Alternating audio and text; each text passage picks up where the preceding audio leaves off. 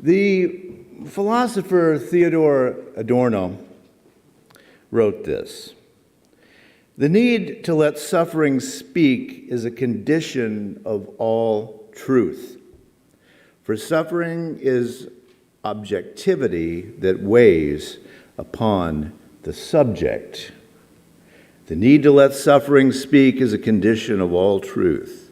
For suffering is objectivity that weighs upon the subject. Now, Adorno was one of the creators of what's known nowadays as critical theory. In the American culture wars, we hear a lot about critical race theory, which is one of the many variations of Adorno's method. These two sentences encapsulate the why of critical theory. As Adorno says, suffering is objective. It can be measured by listening to the people who are suffering. Adorno states the matter bluntly: the need to let suffering speak is a condition of all truth. In critical race theory, that's about listening to people who suffer from the effects of racism. In other words, old white guys like me have no business pontificating, white-splaining about the suffering. My obligation is to listen.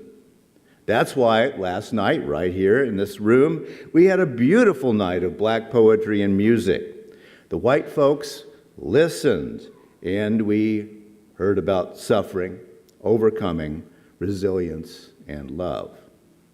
Shutting up, sitting down, and listening does not sit well with the pontificators of white supremacy. And there are other sorts of critical theory. Critical theory is called for anytime those who rule over us, be that a mayor, city council, police, president, Congress, Supreme Court, act without listening to the voices of the people who they hurt. As I've related before, my mother was illiterate, and most of her life she worked as what she called a washerwoman, cleaning floors, doing laundry, and trying to make a living. As those of you who don't know, I am an Ozark hillbilly. I no longer speak my native dialect, but I hear my mother's words when she often said, "Why don't them government people listen to us poor folks about what we need? They is so many of us after all." To which I would only respond, everyone in power thinks they know what poor folks need, so they're not going to ask you. My mother knew intuitively what Adorno philosophized about. The need to let suffering speak is a condition of truth.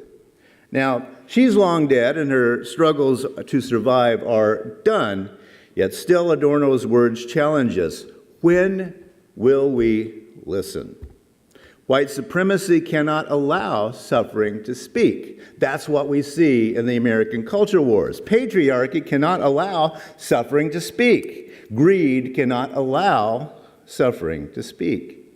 And as I've mentioned before, Adorno's most famous student is Angela Davis, who, after studying with Adorno in California as a grad student, went out to find ways to let suffering speak. And she's still at it today. Now, I'm going to go out on a limb here and say that no one, politically left, right, or center, likes the State of the Union just now. Yet, as I've said a lot of times from this pulpit, when we look at American history with anything more than a cursory glance, we begin to see U.S. history as a long struggle back and forth. Progress is not and never has been forward or a cakewalk. The challenge is that human life is short and the struggle for freedom is long. And unfortunately, many of the people who have struggled most did not live to see their own victories. But many Americans sense that something has changed today. Reflect on this. In 1958, polling showed that 77% of Americans said they trusted their government. 77%.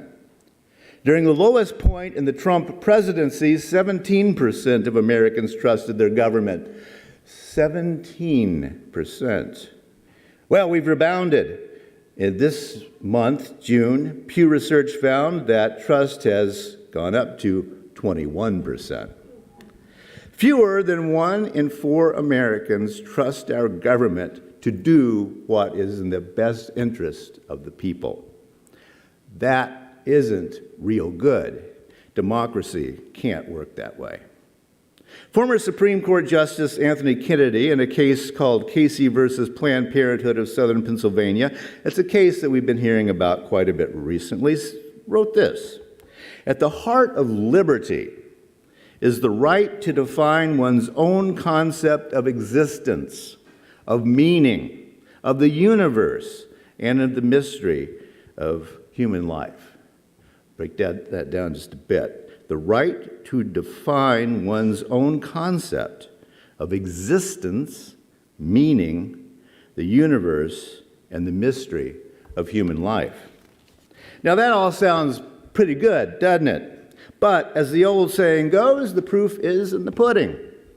Europeans battled for centuries over the question of whether or not individuals even had rights, because under monarchy, people were subjects, not citizens. Subjected. At least that's how the rebels in this hemisphere saw the monarchies. Here in the U.S., to the contrary, we have battled for centuries about what the limits are that can be imposed upon individual rights. At the moment, individual rights are winning against collective responsibility. I suspect that's not the way toward increasing trust in government, although the direction we're headed at the moment has been the goal of radical conservatives from the very beginning of the Republic. It was no secret ever. Read the Federalist Papers. The tension has always been there. Individual or collective, or what's the compromise? Member of Congress and presidential candidate Barbara Jordan said, quote, "A nation is formed by the willingness of each of us to share in the responsibility for upholding the common good," end quote. Barbara Jordan, the trailblazer of black women in government, knew something about suffering and about freedom, didn't she? The common good has always been an essential element for political progressives and for we humanists. As I've said many times, my favorite line in the first Humanist Manifesto from 1933 reads, quote, "Humanists demand a shared life in a shared world."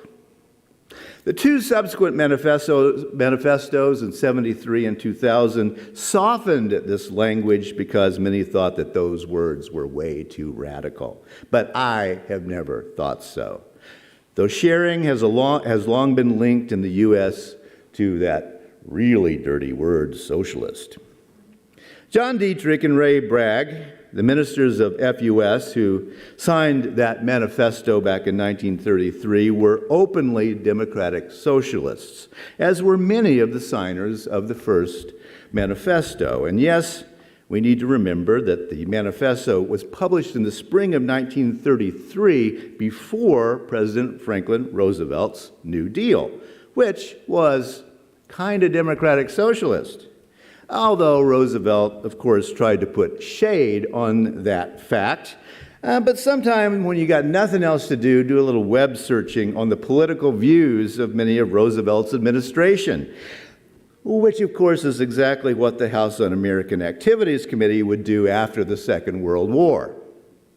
John Dietrich was investigated by the House Un-American Activities Committee in the late 1940s, but he was retired from here already, so there wasn't much they could do to him. It's all about the common good, in which all citizens have basic rights, clean water, healthy food, medical care, education, support in old age. At which point, maybe they can reach the point if you have all those things to get to Justice Kennedy's idea of freedom, right? Democratic socialism is not about violent revolution. That's always been the point of democratic socialism. Redistribute the wealth through taxes instead of bloody revolution.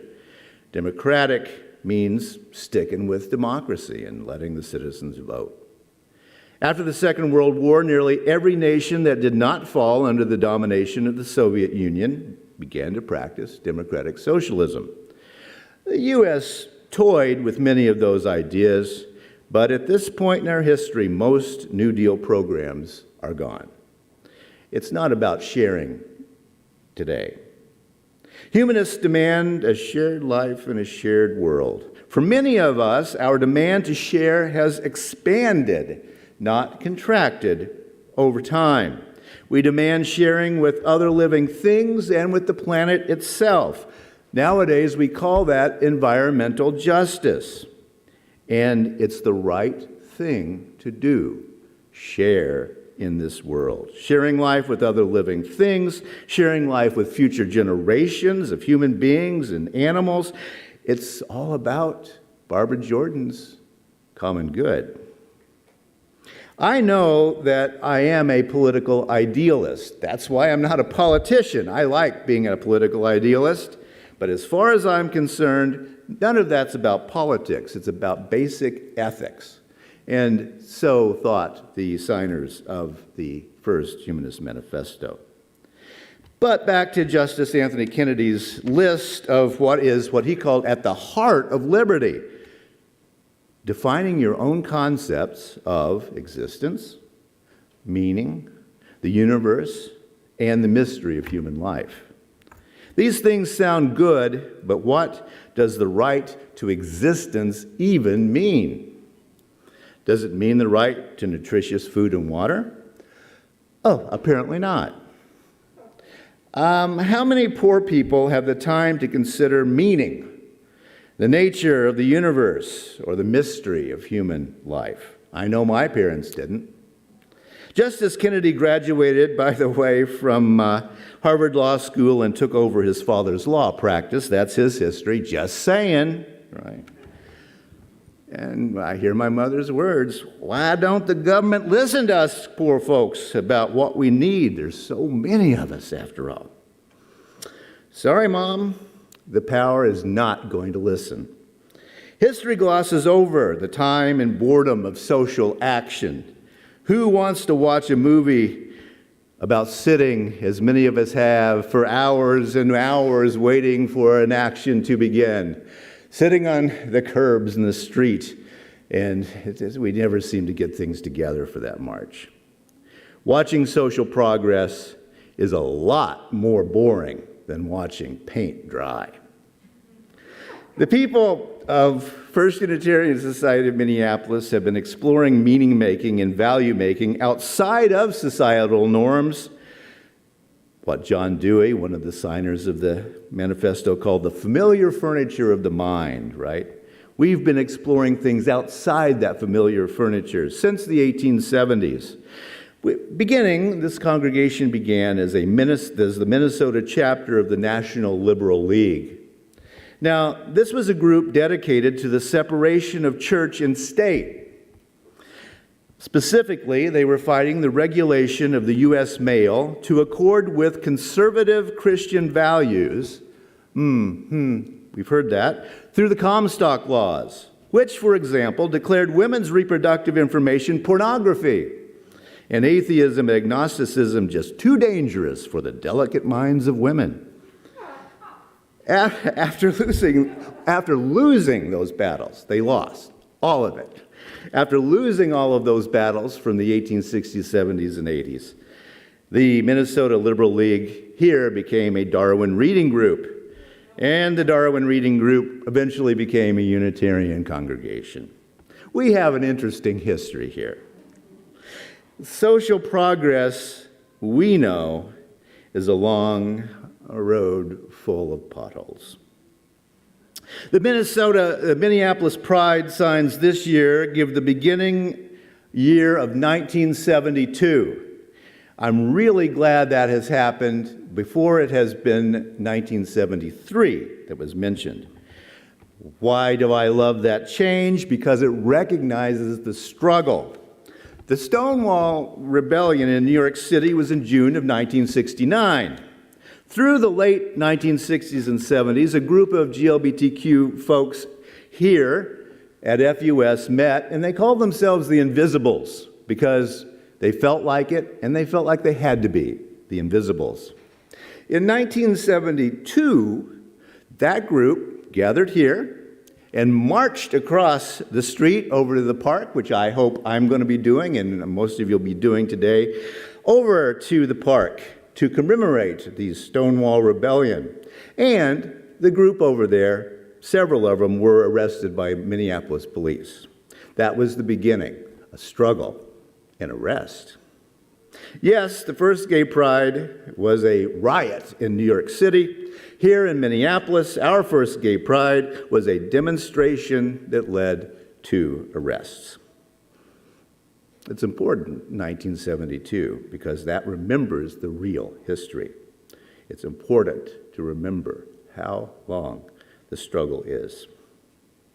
We so often hear progressives quoting Theodore Parker, one of our favorite Unitarian ministers, and that talk about that moral arc of the universe bending toward justice, which is a great sentiment, but not what Parker actually said. In his 1852 sermon titled Justice and Conscience, Parker said this, quote, "You see a continual and progressive triumph of the right," by which he meant the right of conscience, not the right wing. "I do not pretend to understand the moral universe," he said. "The arc is a long one. My eye reaches but little ways. I cannot calculate the curve and complete the figure by the experience of my sight. I can divine it by conscience. But from what I see, I am sure it bends toward justice," end quote. A little more complex than what we remember. Again, it does sound like something that we progressives live in hope of. Sounds good. But of course, when you start to think about it, what is a moral universe? Those of us who trust the scientific method are not likely to think there's anything quite moral out there in the cosmos, aside from our own human moralities. Now, how did Parker divine the morality of the universe? Well, it was by his conscience, his individual conscience. Now, why would human conscience have any ability to divine the morality in the universe? I can divine the morality of human beings. I see it on both sides. But that earthquake that causes the killer tsunami and the black hole that is at the center of our galaxy, what's moral about those? Reverend Theodore Parker devoted his professional life to the abolition of slavery. For his pains, he had to keep a firearm with him at all times. He escaped attack by violent mobs several times. He fought to help escaped Africans, and he acted against the Supreme Court decisions and against federal law. Frustrated by the slowness of change, Parker joined 5 others to fund John Brown's attack at Harper's Ferry. This was an act of treason. We know that John Brown did not end well, but Parker could have been hanged as well. In fear of his life, Parker left the country, and he died in Italy at the age of 50. The year was 1860, a year before the Civil War, 3 years before the Emancipation Proclamation. Yeah. The moral universe was bending toward justice. In the case of slavery in the U.S., he saw that. The moral universe was also bending toward some immoral things. In the future, lynching, white riots, redlining of neighborhoods, Jim Crow. The universe was bending toward the torture and murder of Emmett Till, and a generation later, George Floyd. The universe was bending toward our contemporary Supreme Court. I don't like that bending. I'm not being cynical. I'm saying that I'm agreeing with Barack Obama when he took those words and said, we've got to get our hands on that thing and bend it ourselves. The need to let suffering speak is a condition of all truth, for suffering is objectivity that weighs upon the subject. Dr. Martin Luther King reminded us about what government should look like. Quote, power without love is reckless and abusive, and love without power is sentimental and anemic. Power, at its best, is love implementing the demands of justice, and justice at its best is power correcting everything that stands in the way of love. Amen. MLK. Today we celebrate a victory for human rights. At Pride, it's time to celebrate. We need that around here. But we also need to remember the suffering that is not being listened to, because, as Adorno says, that's where all justice begins.